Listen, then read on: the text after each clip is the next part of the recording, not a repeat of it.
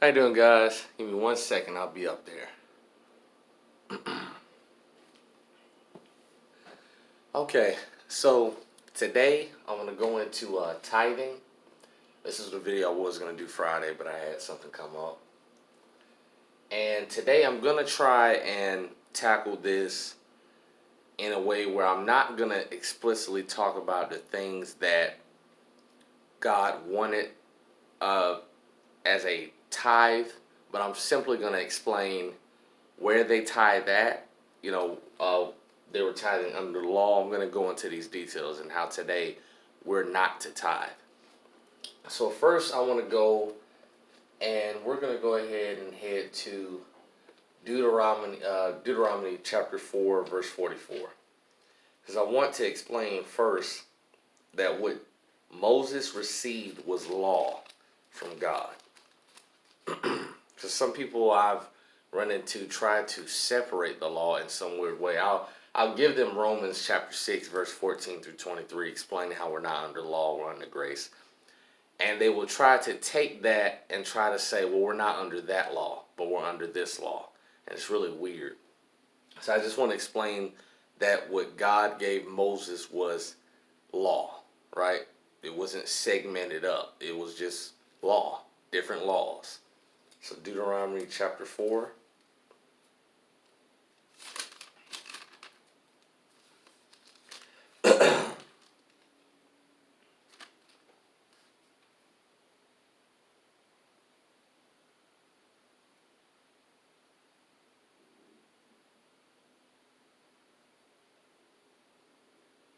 Okay.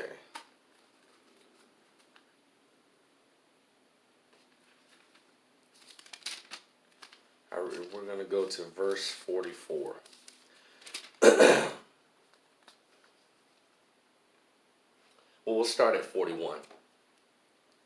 Then Moses severed these cities on this side Jordan toward the sun rising, that the slayer might flee thither, which should kill his neighbor unawares and hated him not in times past, and that fleeing to one of these cities he might live, namely Bazar in the wilderness, in the plain country of the Reubenites, and Ramoth in Gilead of the Gadites, and Golan in Bashan of the Manasseh.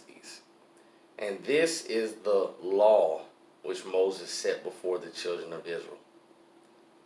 These are the testimonies and the statutes and the judgments which Moses spake to the children of Israel after they came forth out of Egypt. So I just want, let's see. I just want you guys to understand that the law, God gave the law to Moses. This is not just something Moses is just coming up with. These laws were from God to Moses. But I wanted to go to that verse so you can understand that what Moses had was the law from God that he gave to the children of Israel.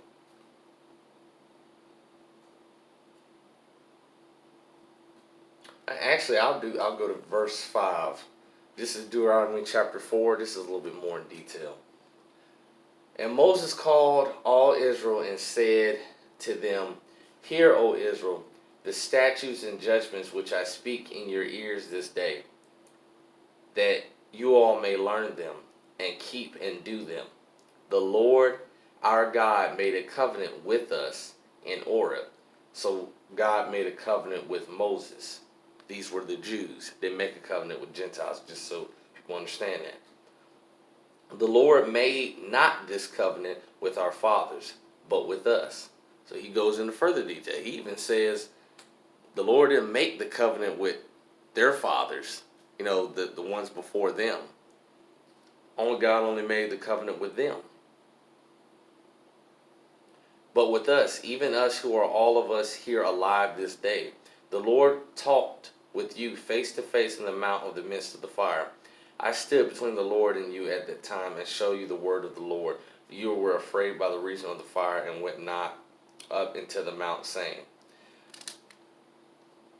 So I just want you, and this then the next verse starts going into the Ten Commandments. I want you to understand what there's the Mosaic law. God gave law to Moses.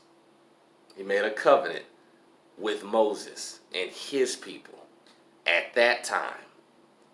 Not the ones, from his lineage that came before him. Only with Moses and his people at that time. That's the law.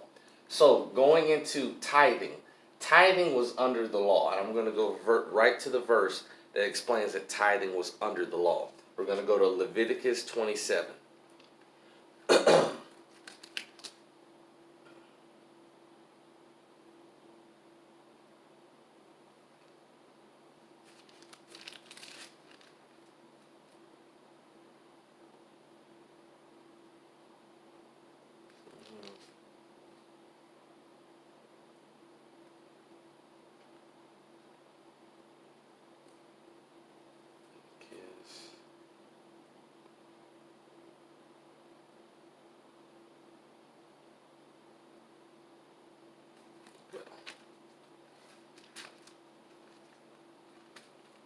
Okay, Leviticus chapter 27.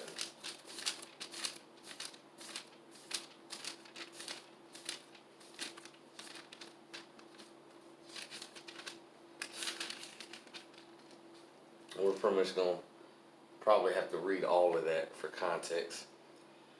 And the Lord spake to Moses, saying, Speak to the children of Israel, and say to them. So again, the Lord is telling Moses to speak to the children of Israel, not Gentiles.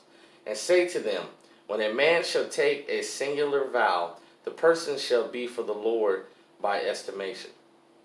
And thy estimation shall be of the male from 20 years old, even unto 60 years old. Even the estimation shall be of shekels of silver and the shekel of the sanctuary. Now, if he's speaking to Moses, I just told you from Deuteronomy chapter 4, verse 44, Moses got law from God. This is law. God is speaking the law to Moses. And I'm actually going to go ahead just a little bit.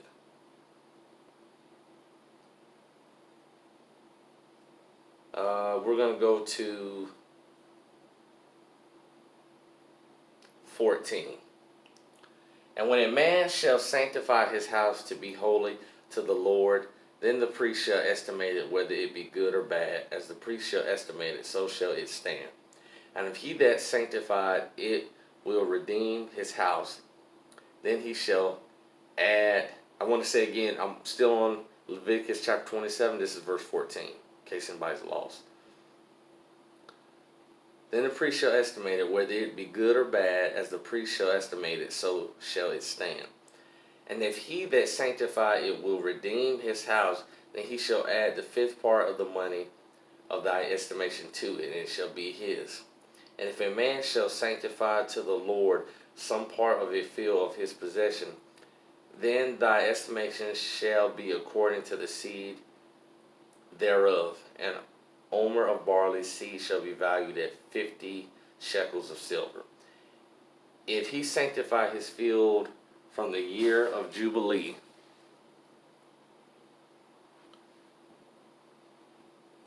according to thy estimation it shall stand. But if he sanctify his field after the Jubilee, then the priest shall reckon to him the money according to the years that remain, even unto the year of Jubilee, and it shall be obtated from thy estimation. 19. If he that sanctify the field will in any wise redeem it, then he shall add the fifth part of the money of thy estimation to it, and it shall be ushered to him. And if he will not redeem the field, or if he have sold the field to another man, it shall not be redeemed any more. But the field, when it goeth out in the Jubilee, shall be holy to the Lord, as a field devoted. The possession thereof shall be the priest. And if a man sanctify to the Lord a field which he had bought, which is not of the fields of his possession, then the priest shall reckon to him the worth of thy estimation, even to the year of the Jubilee. And he shall give thine estimation in that day as a holy thing to the Lord. And the year of the Jubilee, the field will return to him of whom it was bought, even to him whom the possession of the land did belong. And all thy estimations shall be according to the shekel of the sanctuary. 20 gerahs shall be the shekel. Only the firstling of the beast, which should be the Lord's firstlings, no man shall sanctify, whether it be ox or sheep, it is the Lord's. And if it be an unclean beast, then it shall redeem it according to thine estimation, and shall add a fifth part of it thereto.